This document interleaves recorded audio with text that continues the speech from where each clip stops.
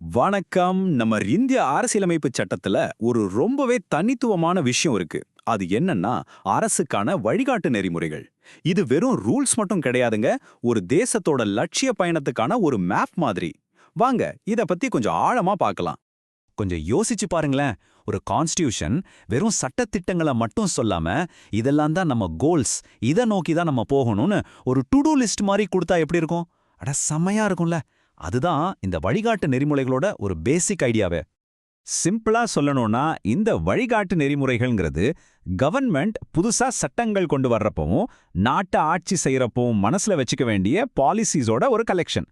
சொல்லப்போனா இது ஒரு நாட்டுக்கே உண்டான மிஷன் ஸ்டேட்மெண்ட் மாதிரி. சரி, இந்த நெறிமுறைகள் எங்க இருக்குன்னு பாத்தீங்கன்னா, நம்ம அரசியலமைப்போட பகுதி 4ல ஆர்டிகல் 36ல இருந்து 51 வரைக்கும் இத பத்தி சொல்லியிருக்காங்க. இந்த ஐடியா நமக்கு அயர்லாந்து கான்ஸ்டிடியூஷன்ல இருந்து வந்தது. ஆனா ஒரு விஷயம், இது எல்லாம் சட்டப்படி கட்டாயமா செஞ்சே ஆகணும்னு இல்ல. அது உண்மைதான். ஆனா ஒரு கவர்மெண்ட் எலெக்ஷனை சந்திக்கும் போது இந்த இலக்குகளை அடைய நீங்க என்ன செஞ்சீங்கன்னு மக்கள் கேள்வி கேட்பாங்க இல்லையா? அதுதான் இதோட தார்மீக அரசியல் பலமே. இப்போ நம்ம ஒரு இன்ட்ரெஸ்டிங்கான ஒரு முக்கியமான புதிருக்கு வரோம். ஒரு விஷயம் ஒரு நாட்டை ஆள்றதுக்கு ரொம்ப அடிப்படையானதுன்னு சொல்றாங்க. ஆனா அதே விஷயத்த கோர்ட்டுக்கு போய் செயல்படுத்த முடியாது. என்னடா இது முரண்பாடா இருக்கேன்னு தோணுதா? வாங்க, இத பத்தி தான் நாம இப்ப பார்க்க போறோம். இந்த டேபிள்ல பாருங்க, ஒரு முக்கியமான வித்தியாசம் நல்லா புரியும்.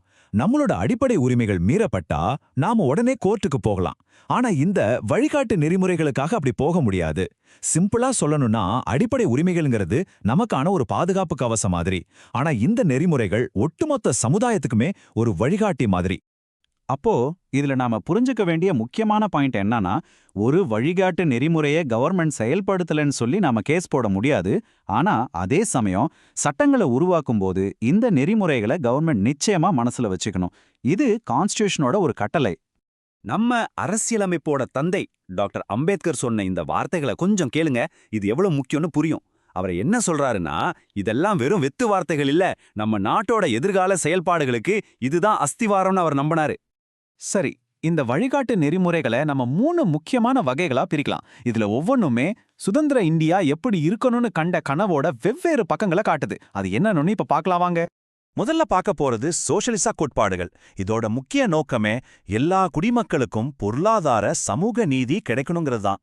எல்லாருக்கும் வாழ்வாதாரம், ஆண் பெண் பாகுபாடு இல்லாம சம வேலைக்கு சம சம்பளம், ஏழைகளுக்கு இலவச சட்ட உதவி, இதெல்லாம் தான் இதோட முக்கிய அம்சங்கள். அடுத்து 2வது காந்திய கோட்பாடுகள். இது மகாத்மா காந்தியோட தத்துவத்திலிருந்து வந்தது. இதோட முக்கிய கவனம் அதிகாரத்தை பரவலாக்குறது, கிராமங்களோட வளர்ச்சி, அப்புறம் கிராம சுயராஜ்யம். இதுக்கு ஒரு சூப்பரான உதாரணம் தான் கிராம பஞ்சாயத்துக்களை உருவாக்குறது. 3வதா தாராளவாத அறிவுசார் கோட்பாடுகள். இது மாடர்ன் லிபரல் சிந்தனைகள் அடிப்படையா வச்சிருக்கு. அதாவது ஒரு பகுத்தறிவு உள்ள முற்போக்கான நிர்வாகம் இருக்கணும்னு சொல்லுது. பொது சிவில் சட்டம், சுற்றுச்சூழல் பாதுகாப்பு, சர்வதேச அமைதி மாதிரியான விஷயங்கள்லாம் இதுக்கு கீழே தான் வரும். சரி, இவ்வளவு நேரம் இதெல்லாம் பார்த்தோம். இதெல்லாம் வெறும் பேப்பர்ல இருக்கிற தியரி தானா? இல்லவே இல்ல. இந்த கோட்பாடுகள் எல்லாம் எப்படி நிஜமான சட்டங்களாவும் பாலிசிகளாவும் மாறி இருக்குன்னு இப்போ சில உதாரணங்களோட பார்க்கலாம். உதாரணத்துக்கு ஆர்டிகிள் 45 எடுத்துக்கலாம். எல்லா குழந்தைங்களுக்கும் சின்ன வயசுல இருந்தே கல்வியும் நல்ல பராமரிப்பும் கொடுக்கணும்னு அரசுக்கு இது வழிகாட்டுச்சு. ஆரம்பத்துல இது ஒரு டைரக்டிவ் பிரின்சிபலா தான் இருந்துச்சு. ஆனா இங்க தான் இந்த வழிகாட்டுதலோட உண்மையான பவரே தெரியுது. 2002ல 86வது சட்டத்திருத்தம் மூலமா வெறும் வழிகாட்டுதலா இருந்த கல்வி ஒவ்வொரு குழந்தைக்கும் மறுக்க முடியாத அடிப்படை உரிமையா மாறுச்சு. பாத்தீங்களா? இன்னொரு உதாரணம் ஆர்டிகிள் 40. காந்திய கொள்கைப்படி கிராம பஞ்சாயத்துகளை உருவாக்கி உள்ளூர் நிர்வாகத்தை பலப்படுத்தணும்னு இது சொல்லுச்சு. இதோட விளைவு என்ன தெரியுமா?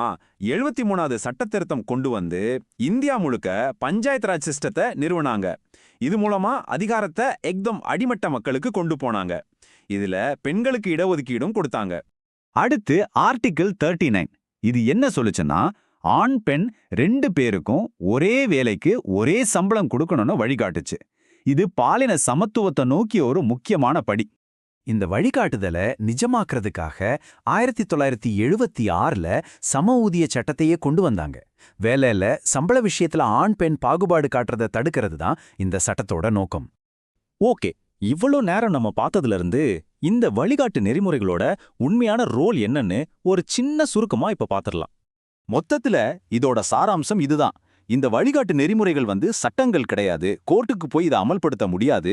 ஆனா இது சட்டத்தோட மனசாட்சி. சட்டங்களை உருவாக்குறவங்களுக்கு ஒரு தார்மீக வழிகாட்டி, ஒரு மாரல் காம்பஸ் மாதிரி செயல்படுது. கடைசியா ஒரு கேள்வியோட உங்களை நான் சிந்திக்க வைக்க விரும்புறேன். நம்ம அரசியலமைப்பு நமக்கு ஒரு சூப்பரான டு டூ லிஸ்ட்டை கொடுத்துருக்கு. இந்த இலக்குகளை நோக்கி ஒரு தேசமா நாம போயிட்டு இருக்கோம். ஆனா நம்மளோட இந்த லிஸ்ட்ல இன்னும் முடிக்காம இருக்கிற வேலைகள் என்னென்ன? இந்த பயணத்துல நம்மளோட ரிப்போர்ட் கார்டு எப்படி இருக்குன்னு நீங்க நினைக்கிறீங்க?